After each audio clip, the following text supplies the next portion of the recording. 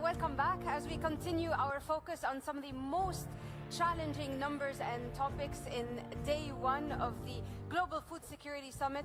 This number continues to stand out for many of you experts as well as outsiders, and that's the 282 million people facing acute food insecurity across 59 countries, and that's only in 2023. That's quite a large number, hence the importance of layering and dissecting the topics of food security. In this next panel, the focus is going to be on the United Arab Emirates high-impact projects. This is going into the resiliency of the food system. The United Arab Emirates has already placed a strategy, an ambitious vision, and leading the way when it comes to global food security through these high-impact initiatives. Many of the panelists here have led some of these projects, and we're going to hear firsthand from them their impact, their challenges, and possibly the outlook for the future. Please welcome our moderator for this session, Saifullah Rabia, the managing partner at Logic UAE.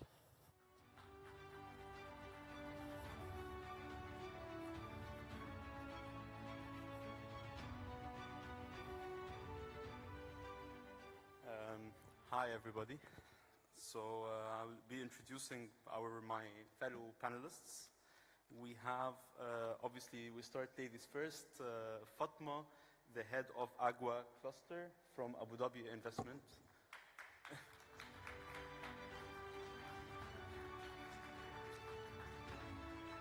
We have Mohammed Al-Bariki from Masdar City. Suresh Vaidintathan, CEO of Abu Dhabi Special Projects, Abu Dhabi Food Hub, and Hassan, Elite Agro Projects.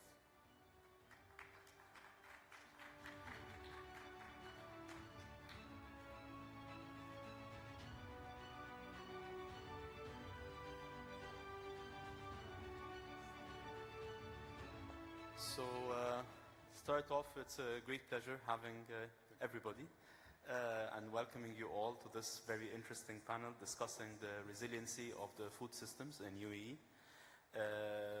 I think, again, we'll start with ladies first, as they say.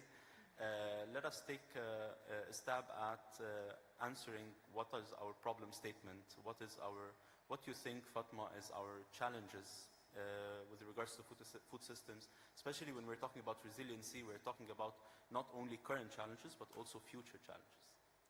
First of all, thank you, Saifullah. I'm very happy to be at this conference and happy to be part of the Global Food Security Summit. To start off, this challenge is a global issue. It goes beyond the UAE. So, in order to resolve this issue, we really need to collaborate in order to have long-term sustainability when it comes to the future of food and water. We need to come with innovative solutions. I think it actually gives us an opportunity to come up with new solutions, new ways in order to make sure that we have enough food for the future generations.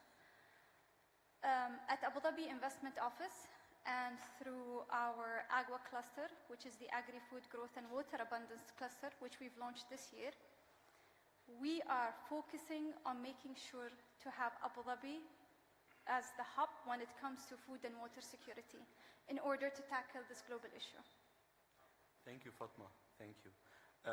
Suresh, it would be interesting to get also your perspective on that matter. So, how do you see not only the solutions, but also how Abu Dhabi Food Hub is reacting to the challenges that we're facing globally and also particularly in UAE?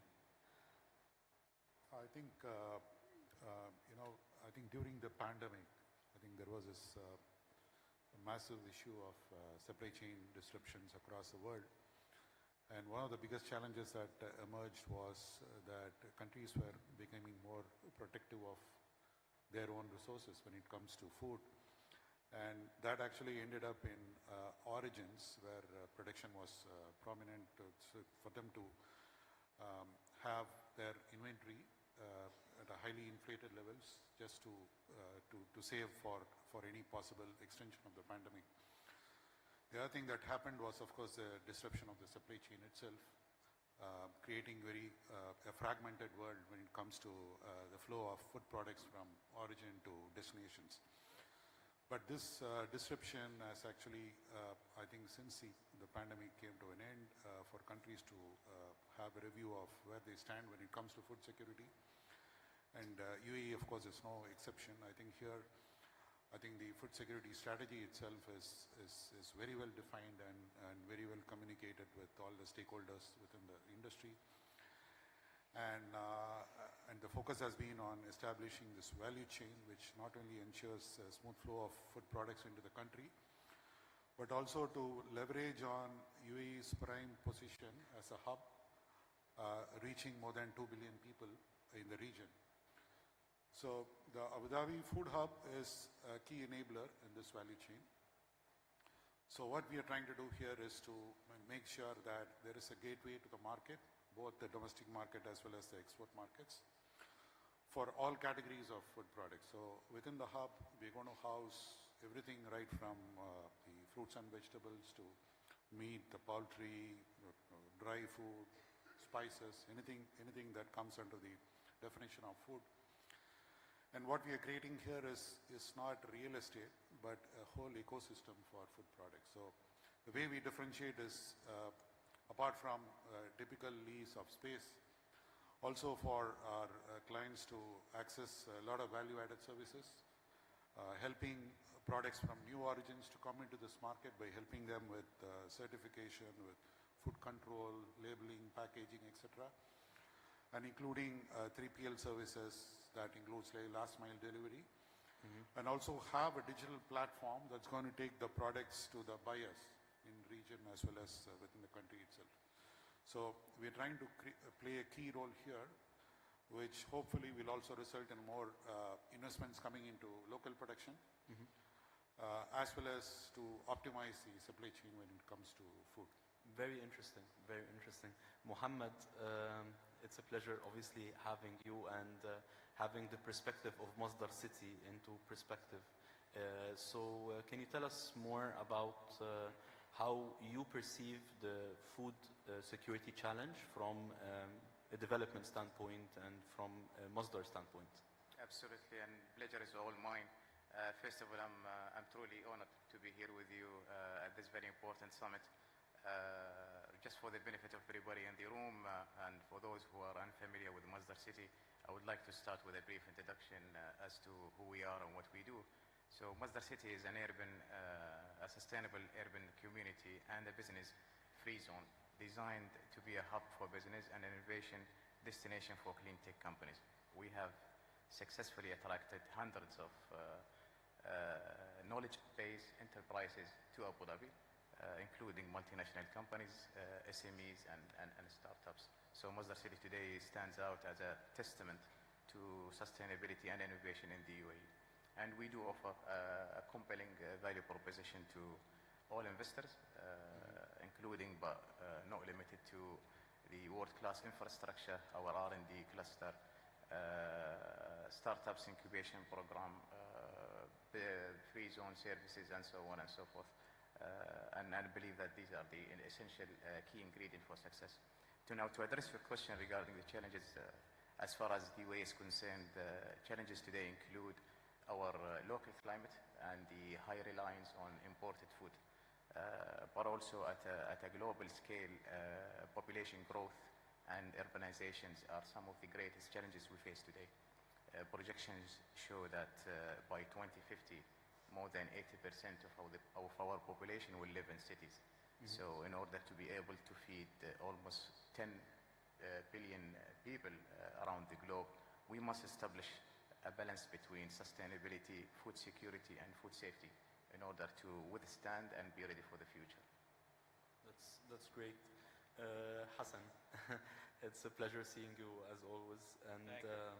And the question I would like to ask you is actually compounded, so it combines between both. So let us address the challenges, you perceive them. You have access to the full vertical of agriculture, and you have a different perspective other than we're not only talking here from supply chain perspective, we're also talking here from the agriculture perspective, from the building perspective, from the construction perspective. Yep. So can you give us what you think are the challenges and how is Elite Agro projects and your part addressing them? Sure. As an overview for agriculture in this part of the world to be successful, we need to be at least 10 times more efficient than anyone else doing this job elsewhere, because of the peculiarity of the challenges that we have in the region in terms of the climate, the open market, the limited resources that are available for the industry to grow. We really need to be extremely efficient in how we utilize these resources. We need to be very extremely productive in the output so that we can make up for the additional costs that are required for us to produce locally. So to be able to produce here, to cope up with all the limitations of the weather, the limited resources, we have to go really state-of-the-art infrastructure. We need to invest into protective environment to grow. We need to invest into high efficiency irrigation system, precision irrigation, and all these come at a very high cost. Yeah. To produce products that are produced elsewhere in the world, and UAE being a free economy, open market economy, then we have to compete with products coming from abroad, and we cannot be charging our clients premium for producing locally. That's not economically feasible. So we have to be extremely competitive. We have to be extremely overproductive so that we can meet these challenges and compete in this open market. These are the main challenges.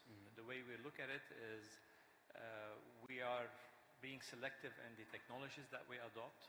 We are adopting technology, but we're being selective in the technologies that we adopt to make sure that whatever we're adopting is locally suitable for our climatic conditions. They are fit for our purposes, what we're trying to achieve. We are developing some of the technologies locally because we understand what we're producing. We understand the temperature, the climate that we understand the markets that we're working in. So all these help us to become more competitive and eventually more resilient to have a local sustainable production in the UAE. Perfect. Can you give us examples of these technologies and probably examples of some of those that are locally? Yeah, I would break. That was when I say innovation and technology, there are different tiers for that. So technology, there's definitely the adoption of the big tech is very important. However, it's still slow. Adoption of technology in agriculture is still way behind than adoption of technology in the other aspects that touches our life. So in healthcare, the adoption of technology has been much faster. Yeah. Same for the banking in terms of fintech, same for even supply chain. In agriculture, there is a gradual increase, and we are getting there. One of the limitations that we have is that traditionally our area is not considered as an agricultural area. So we see that the development and the R&D that's being done by the big multinationals is not focused on our conditions, not focused on this area. But however, on the bright side, big techs are taking this UAE in particular as a hub for them. So we are working today with different technology providers so that we can acclimatize and get specific solutions related to our problems in the big tech and start deploying it with our projects. The other one, the innovation, is also looking into solutions that are catered for our environment. So for that purpose, we started looking, instead of looking at the global north as we usually do, we started looking in areas like Australia, like Mexico, what we can resemble our climatic condition and seeing what they're doing and bringing these technologies here. And they don't need to be high-tech. They can be medium, low-tech. However, they are sustainable. They don't require the same amount of water. They don't require the same amount of electricity as the high-tech production requires. And it's proving to be more efficient for this area. Perfect. Fatma, you tell us more about the power of partnerships. So we have here hubs. So I want to learn from you more, like what you think is the power of partnerships in working through the problems and issues and challenges of food security. Sure, definitely. I think to start off, at Abu Dhabi Investment Office, we always say that we're a one-stop shop. So any company that wants to come and set up in Abu Dhabi, they would come to us. And through the Agua cluster, we're really attracting the pioneers in innovative food technologies to come and set up their facilities in Abu Dhabi. In parallel, we're helping local companies to scale up here in Abu Dhabi. So we have the companies, and then we have the entities, whether they are the public entities or the private entities. So we're working hand in hand with the regulators, for instance, ADIFE, ADQCC, to make sure that companies can easily come and set up their operations. They can expedite the process here. And then there is the infrastructure as well, where we have world-class infrastructure, such as KZAD, Abu Dhabi Airport Free Zone, and definitely Masdar. We also connect them to the research and development. For instance, we have ATRC, who does a lot of research on innovative technologies, and universities such as Khalifa University. And that's not all. There are many other players, key players, that all work in line together to achieve the same objective. And we truly have this unique ecosystem here in Abu Dhabi. We're all interconnected, and we're all working towards the same goal. And for us as ADIO, this really helps us achieve our mandate, where we really want to have a strong economic impact on Abu Dhabi's GDP. So our goal is to have a total incremental GDP by 2045 of 90 billion dirhams.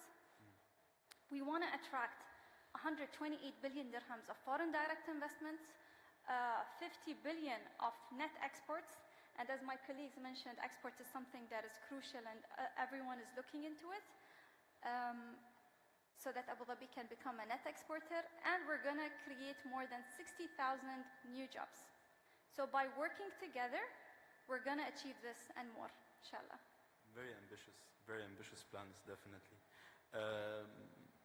Now, Mohammed, we learned a lot about some of the interesting projects that are happening, like vertical farming, like agriculture tech, AG tech, and so on. Can you tell us more about what Masdar is doing in that dimension? Sure, absolutely. I mean, as we all know, transformation requires collaboration across various sectors. For the UAE to realize its ambition, the government and entrepreneurs need to collaborate together, and this is, in my mind, is quite essential.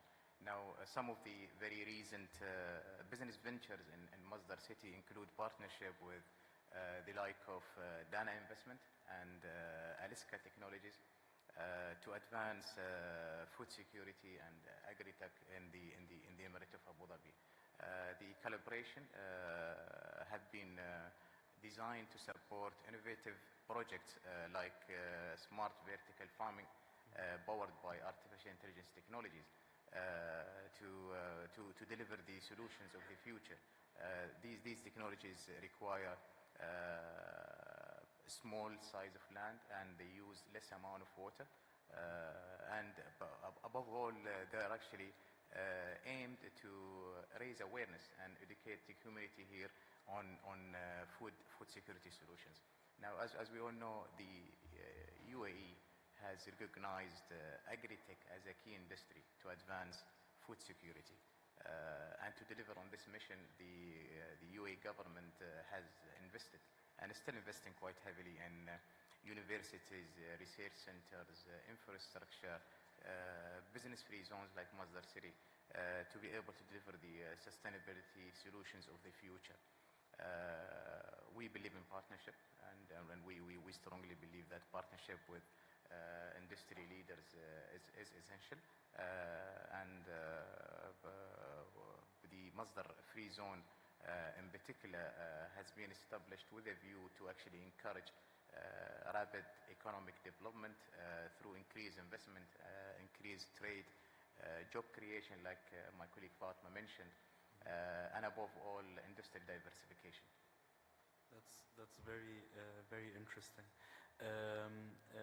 Hassan, a question to you actually, given that you talked about the level of development of the industry and so on, how are we dealing with the fact, like what was mentioned in the morning, that the sector is dominated to a very large extent by small farmers? They present the largest contribution to production. What do you think could be a good solution to that?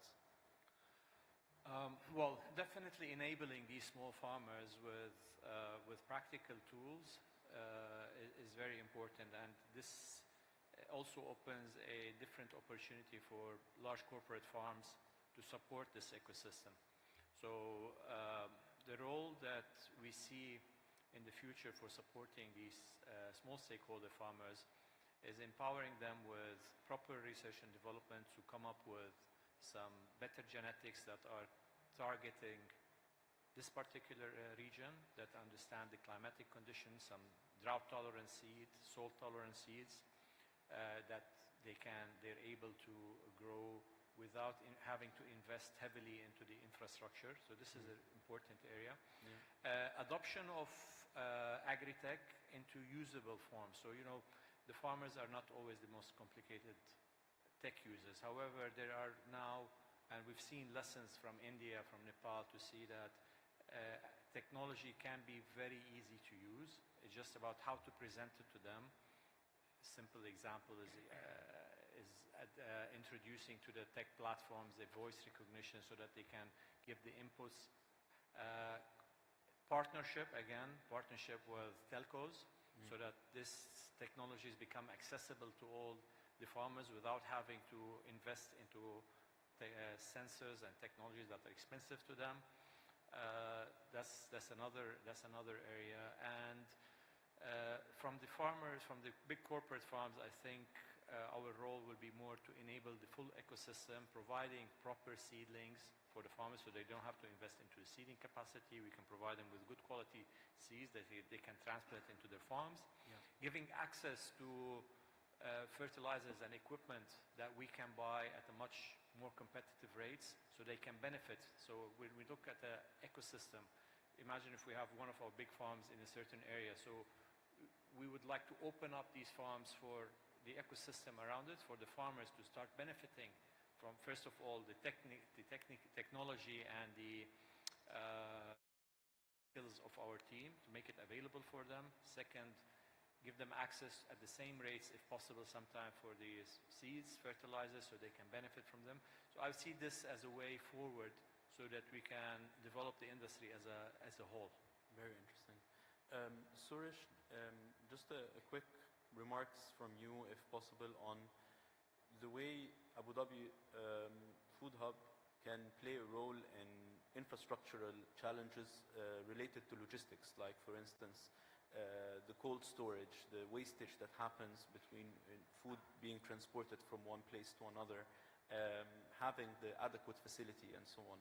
So is Abu Dhabi Food Hub getting involved in this kind, or solving this kind of issue? I think being a greenfield project, I think we have the luxury of accessing the latest technology that's available to optimize the cold chain. And now the entire way consumer consumes food products has changed. So that the tastes are rapidly changing, which means that the channels through which food reaches consumers need to also be very adaptive to these changes, and technology can enable that.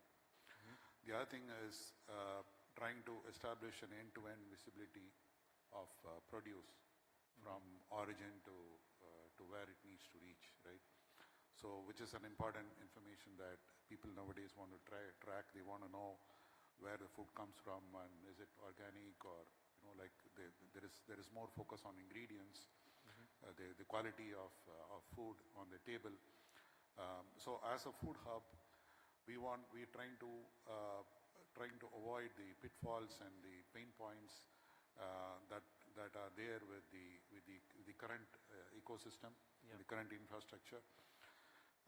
And then, so we've selected the technology that ensures that there is no lag when it comes to the cold chain, and also to minimize food loss and food wastage, which is a very large percentage worldwide nowadays. So we are deploying the best that is available in terms of technology and resources and expertise from the industries to ensure that all these boxes are ticked. Perfect. So I think I'll leave the last like 8 minutes or so of this session for concluding remarks on the projects, partnerships, and what each and every organization is doing as high impact projects to improve the resilience of the food system. So start with Fatma as usual. So Thank you very much, what's Salah. new? Of course, I'd like to focus on technology. So we really want to attract pioneers when it comes to cutting-edge solutions for food sustainability. So we want to have companies that are in the alternative protein space, whether it's precision fermentation, cultivated plant-based, or any innovative food solution to come and set up their operations here in Abu Dhabi. So I'm very happy to be announcing today for the first time that we're going to have our flagship event, POLT, starting next year. POLT? POLT. Port. POLT, P-A-L-T. POLT, okay. And it stands for Protein Alternatives. So Okay. it's going to be a yearly event in which we will bring in the pioneers in this food alternative space, alternative protein space, to all meet up in this event. So you're going to have the international companies, the local companies, the regulators from all over, the infrastructure, the investors, and everyone in one event trying to connect with each other and to resolve this food security issue. That's very interesting. And when is this event expected to be held? Like, Stay tuned. We'll let you know when it's going to happen. perfect, Yes. perfect. That's great. Looking forward to that. Thank you. Mohammed. Yes, of course. I mean, first of all, amazing news and congratulations. Yeah, and this actually supports what I'm about to say. I mean, there's definitely a growing recognition that achieving prosperity within our environmental limit requires fundamental changes in the core systems of production and consumption. Sustainability and food security, they're so interconnected. Without integrating sustainability as a dimension of food security, current policies may not reach their full potentials, and may also be unintentionally compromised. The one way for the UAE to enhance self-sufficiency is by encouraging technology, innovation, and technology-enabled production method underpinned by sustainability. And a platform like what my colleague Fatima just announced is going to be absolutely supportive. And another opportunity, and a networking opportunity, just like the event we are at today, is a great opportunity for us to exchange ideas, form a new partnership, and collectively chart a course towards a more brighter and sustainable future for all. That's great. That's great.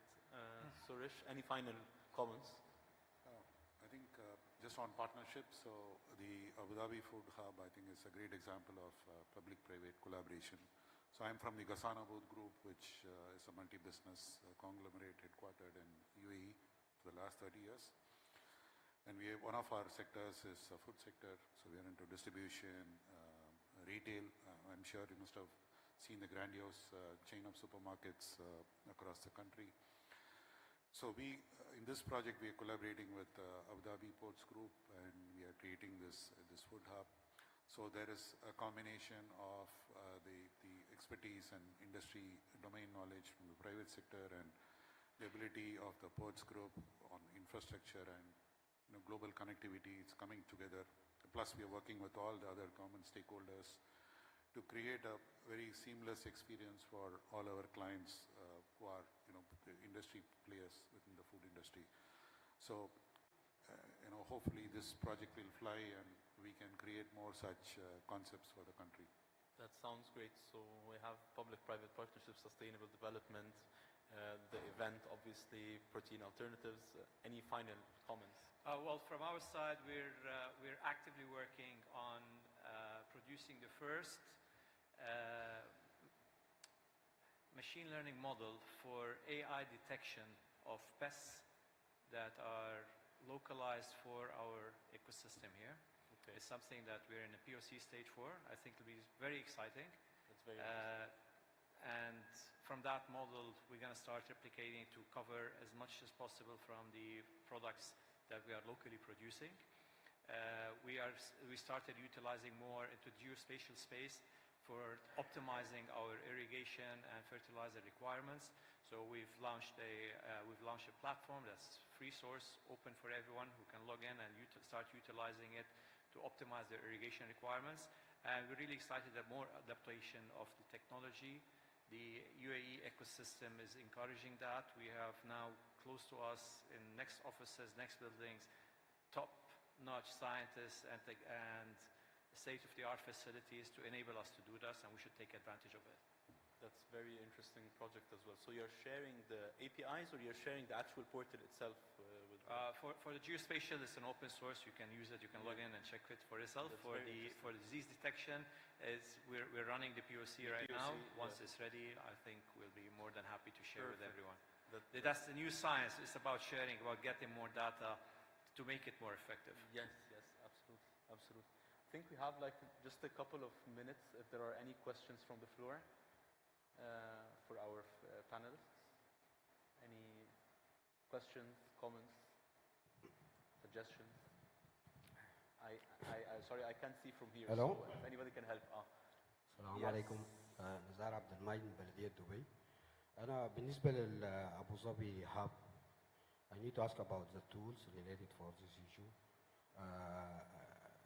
For the platform collaboration and also for the management system, management software research, and how to engage with the issue related for the food identity technology, and also what they are doing related for the other Emirates to contribute for the issue for the food security in the UAE.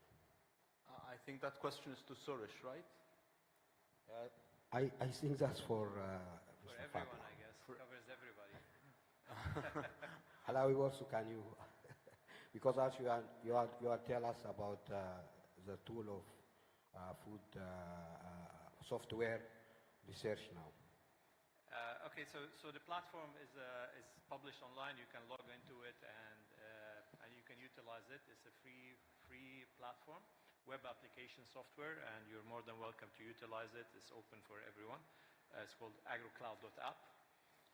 For the AI model, it's still work in progress. Once it's ready, we'll probably launch it at a better stage. With regards to the collaboration between the other Emirates, I think that's something that MOCA would address better, but we've seen us as Elite Agro Projects, we are executing projects throughout all the Emirates. We've executed the wheat farm in Sharjah, which is operational and contributing to the food security of the UAE. We do have several projects running in the Emirates of Dubai as well. And they are flagship projects, which is the first coffee production in the I think when you exclude Yemen and Jizan, it's the first coffee production in protected environment for Arabica coffee. We are now launching a new project for the production of tea. So these are some of the exciting projects that we're working on throughout the Emirates. Suresh? Suresh, do you have any answer to that? Yeah, so I think the question was about the technology, right? So what I was mentioning was that the Food Hub will have a digital platform that will seamlessly connect all the stakeholders within the food industry. So on one side, say the government services, access to all the government services. On the other side, with players outside of the hub, like it could be the B2B buyers, the Horeca retailers, the cross-border suppliers and cross-border buyers. So the clients of the hub can trade beyond the physical limitations of the market using the technology that we'll be deploying. Okay, unfortunately, I think I cannot take any more questions because I'm afraid for my life. So I will leave it to that. So thank you very much, everybody. Thanks for the audience. Thanks for everyone. Thank you. Thank you.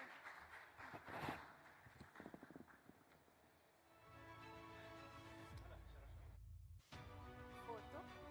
Well, you scared everyone now. They think I'm scary. Please stay for your group photo for a few seconds. I'm not that scary, so listen, as they take their group photo, I have an announcement to make. If you're missing your car key, it's a very nice car, but I'm not going to tell you what it is. I have your car key. So somebody basically dropped their car remote, and I have it with me. If you know someone who's looking for it, please let me know. I'm going to have to ask them some security questions before I hand it over. Otherwise, I'm going home with your car.